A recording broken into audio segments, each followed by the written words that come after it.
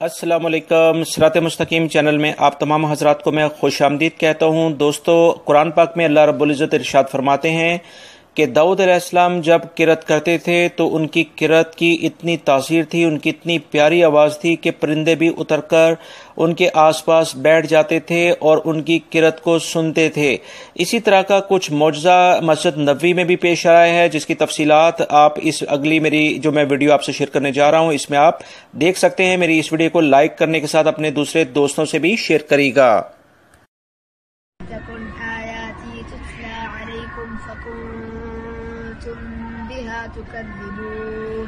قالوا ربنا غلبت علينا شقوتنا وكنا قوما ضالين ربنا أخرجنا منها فإن عدنا فإنا ظالمون قال اخسئوا فيها ولا تكلمون إنه كان فريق من عبادي يقولون ربنا آمنا فاغفر لنا وارحمنا وأنت خير الراحمين فاتخذتموهم سخريا حتى أنسوكم ذكري وكنتم منهم تضحكون تكن آياتي تتلى عليكم فكنتم بها تكذبون